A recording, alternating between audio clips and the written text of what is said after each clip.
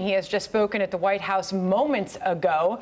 Both of them took an opportunity to speak. It comes as a shock to Washington insiders. No one knew leading up to this announcement. She let her staff know as of this morning. The president and Nikki Haley meeting inside the Oval Office, and both shared their thoughts on this breaking news. Let's listen. Done very well. North Carolina, South Carolina, Texas, Florida, Puerto Rico, so many places. And we have another one coming in, a big one, much bigger than they anticipated a week ago, 7 days ago. I heard for the first time there was a very small drop of weather that looked like it was forming, and now it's pretty close to a Category 3 if it's not already a Category 3. So we are very well prepared. FEMA's ready. We're all ready. Spoke with Governor Scott. Spoke to everybody that you have to speak to, and I think that hopefully we'll get lucky, but maybe that won't happen. But we're prepared. I wanted to do this because Nikki Haley, Ambassador to the United Nations, has been very special to me. She's done an incredible job.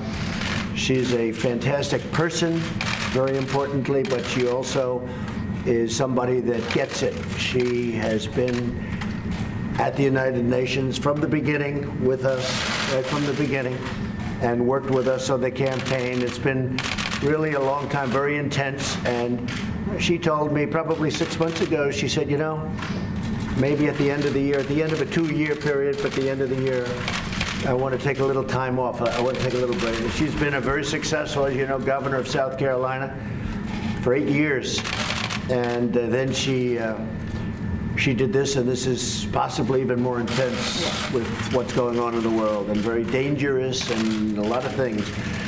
But she's done a fantastic job, and we've done a fantastic job together. We've solved a lot of problems, and we're in the process of solving a lot of problems. At the beginning, North Korea was a massive problem, and now we're moving along. It's moving along really nicely. I can speak for Secretary of State Mike Pompeo. He thinks the world of Nikki, and so we're all happy for you in one way, but we hate to lose. Hopefully you'll be coming back at some point, but you want to just in maybe a different capacity. You can have your pick.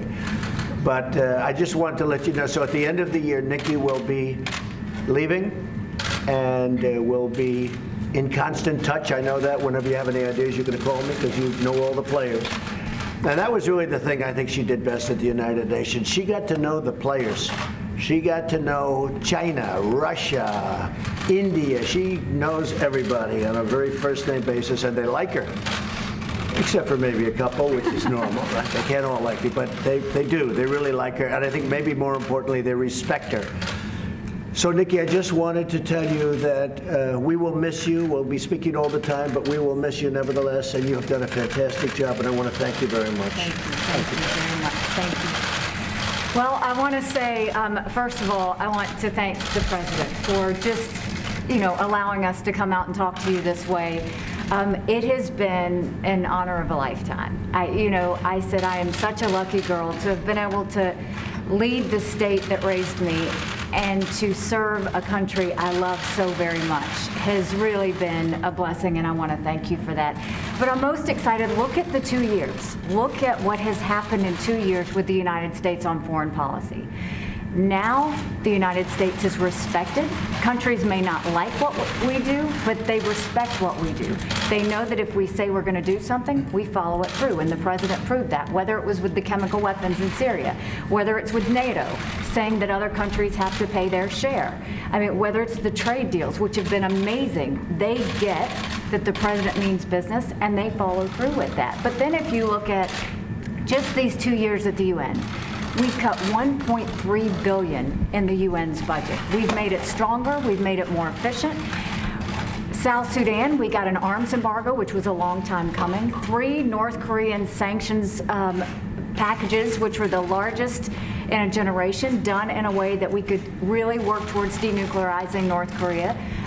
The Iran deal, bringing attention to the world that every country needs to understand you can't overlook all of the bad things they're doing. You have to see them for the threat that they are. I think you look at the anti-Israel bias and the strength and courage that the president showed in moving the embassy and showing the rest of the world we will put our embassy where we want to put our embassy. You know, all of those things have made a huge difference in the U.S. standing, but I can tell you that the U.S. is strong again, and the U.S. is strong in a way that should make all Americans very proud. And I do want to say that it's not just the president I want to thank. The family in general, the First Lady has been nothing but very, very kind to me. I can't say enough good things about Jared and Ivanka. Jared is such a hidden genius that no one understands. I mean, to redo the NAFTA deal the way he did, what I've done working with him on the Middle East peace plan, it is so unbelievably well done. And Ivanka's been just a great friend, and they do a lot of things behind the scenes that I wish more people knew about, because we're a better country because they're in this administration. I also just have to say, certainly thank you to my family. Michael is a saint, and my two little ones, I adore them. And to Team USUN. You know, they sacrificed a lot. They put a lot of time and energy into it, but they have a lot of heart and really wanted to make America proud. And so with that, I'm not leaving until the end of the year. My goal is that we make sure that everything is in good place and for the next ambassador to come in. But it's a great day in the United States, and I'm proud to have been part of the team. Now, I don't have anything set on where I'm going to go. I think that the main thing was I was governor for 6 years, and we dealt with a hurricane, a 1,000-year flood, a church shooting, a school shooting. There was a lot. And then to come in and do 2 years of Russia and Iran and North Korea, it's been 8 years of intense time, and I'm a believer in term limits. I think you have to be selfless enough to know when you step aside and allow someone else to do the job. So thank you, Mr. President. It's been an honor of a lifetime. And I will say this, for all of you that are going to ask about 2020, no, I'm not running for 2020. I can promise you what I'll be doing is campaigning for this one. So I look forward to supporting the president in the next election. That's so good. Thank you, Nikki. Ambassador Haley, you listed off a long list of accomplishments. Why would you want to leave that all behind? Is it really a personal decision because you've been away from your family for so long? Or is there something else too? My family is very supportive. So no, there's no personal reasons. I think that it's just very important for government officials to understand when it's time to step aside. And I have given everything I've got these last 8 years. And I do think that sometimes it's good to rotate in other people who can put that same energy and power into it. So there really is, a lot of people are going to want to say there's a lot of reasons why I'm leaving. The truth is, I want to make sure that this administration, the president, has the strongest person to fight. It was a blessing to go into the UN with body armor every day and defend America. And I'll always do that. I'll never truly step aside from fighting for our country. But I will tell you that I think it's time. And Mr. President, why make the announcement now as opposed to after the midterms? Well, Nikki's going to be staying till the end of the year, which will be just about 2 years. And I just think, and I was just, as Nikki was speaking, I was thinking when we came into office, it was almost inevitable in the minds of many that we were going to war with North Korea. If you ask President Obama, I'm sure he'll tell you that that was by far his biggest problem when we sat and met right here. But that looked like a real problem. Iran looked like a real problem. It was a question of when would they take over the Middle East prior to my coming here, and now Iran is fighting for their lives.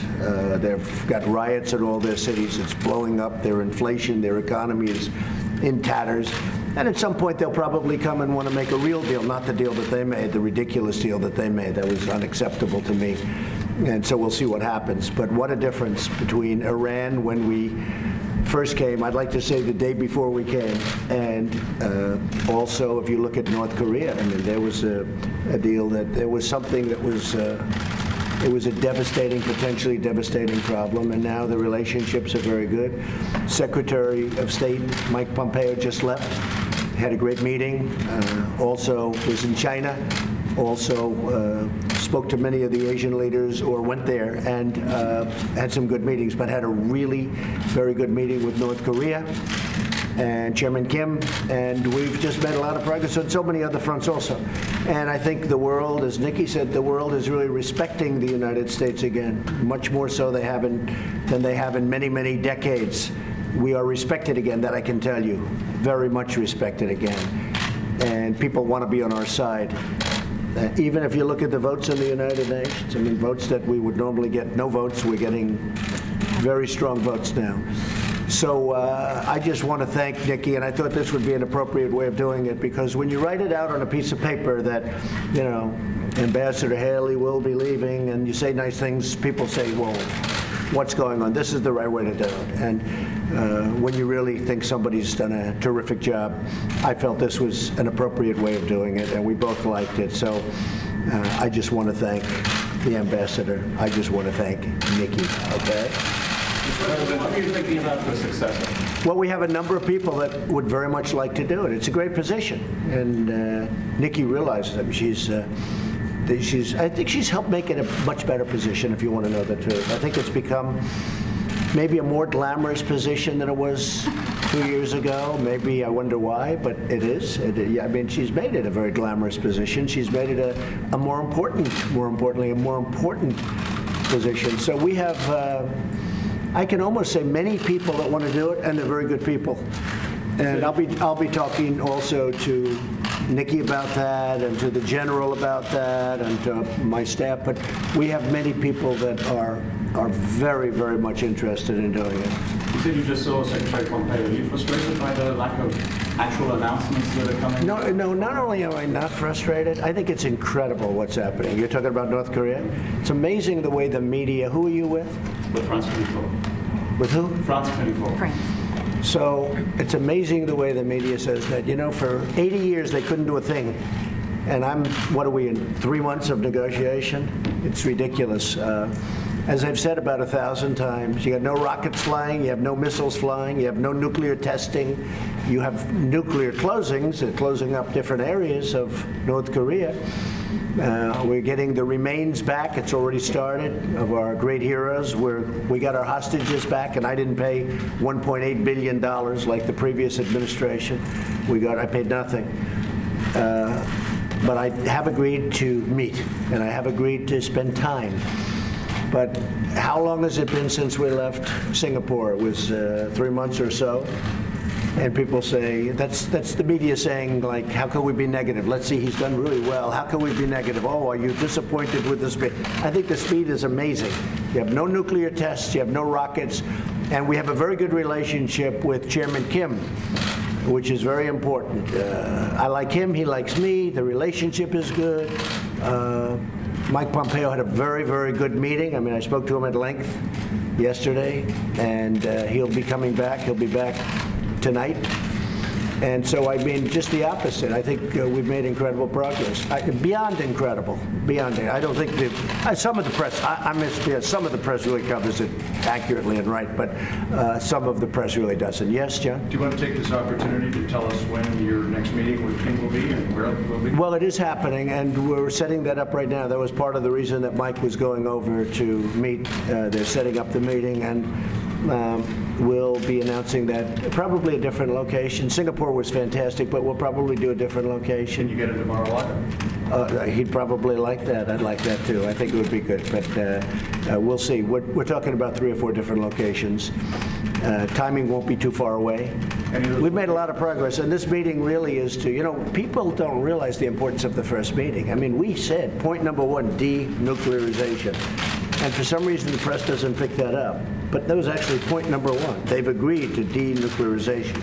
And they continue to agree. And they continue. Now, we haven't removed sanctions, as you know. You know, people said, what have we done? We haven't removed sanctions. We have very big sanctions. I'd love to remove them, but we have to get something for doing it. Any chance the meeting could be on U.S. soil? Well, you know, I don't want to embarrass anybody by asking. I think eventually we're going to have lots of meetings on U.S. soil and on their soil, by the way. It's just, you know, that's a two-way street, on their soil also. I think that the country of North Korea is going to be a very successful country. I think it's going to be incredibly economically successful. And I want to make it that way. I think it's going to be good. Other countries, other people, entrepreneurs, banks, I will tell you, they're calling, wanting to go there and wanting to invest. At some point, when Chairman Kim makes that decision, I think he's going to unleash something that's going to be spectacular, really spectacular. And I think he knows it, and I think that's one of the reasons that we're having very successful conversations. I think he wants to get on with it.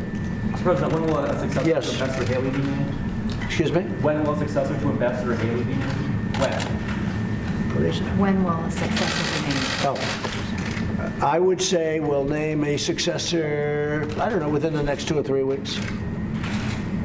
Maybe sooner. Mr. President, have you spoken to the Saudis about the missing Washington Post columnist? I have not. No, I haven't. But I will be at some point. What do you know at this point? I know nothing right now. I know what everybody else knows, nothing. Just What's your response to Hillary Clinton saying last night's swearing in of Judge Kavanaugh was a more political event than it was a national event? I guess that's why she lost. She doesn't get it. She never did. I knew that a long time ago. Hillary never got it. That's why she lost. Anything else? Sir, the midterms are in 4 weeks. Yeah. What's your prediction right now for the GOP, and how's your stamina out on the campaign trail? I think we're going to do well. What you people would say, I guess, if you saw there was a 5% drop-off, you'd say there's something wrong with the president. You would say, but no, I'm going to Iowa tonight. We have a big, big crowd. We're going to make a big announcement tonight, by the way, in Iowa. We're going to be making a very big announcement. And I have to say the farmers are so thrilled with the USMCA, the new agreement. I don't use the word NAFTA because NAFTA was a disaster for our country. NAFTA, we lost millions and millions of jobs, thousands and thousands of factories and plants, and bad for farmers. You look what happened. Farmers over the last 15 years, it's only gone down. Now they're going to go up. We just opened up Mexico. We just opened up Canada. And it's great for our farmers. But I'm going to Iowa tonight, and we'll be talking a little ethanol tonight. And got some great things planned. And speaking of that, I will say, if you look at industries, the steel industry in this country is back like nothing I've ever seen before. In a period of 6 months since we started doing what I'm doing, the steel industry has literally revived. U.S. Steel is opening up 8 plants. Nucor is opening up. Everybody is. The steel industry in our country is really, really hot. So it's really been great. But I'll be going to Iowa tonight. What about Secretary Pompeo's meeting in China? How did that go? Very well. Very well. No, we're very well. We have a very good relationship with China. But you know, they took out $500 billion out of our country for many years, each year, and we just can't let that happen. This should have been talked about by people in this chair for many years. Look, for years and years, they were taking out $200, $300, $400, and even $500 billion a year. We helped rebuild China. If we don't do that, China's not where they are right now. And that's fine with me, but we're not doing it any longer. You promised more tariffs on China if they retaliate. Oh, sure. Absolutely. Are you going to go forward with that? 100%. If they do that, if they retaliate, what does retaliate mean? They've already retaliated. They've taken out $500 billion. I think that's the ultimate retaliation. Now, look, China wants to make a deal. And I say they're not ready yet. I just say they're not ready yet. And we've canceled a couple of meetings because I just say they're not ready to make a deal.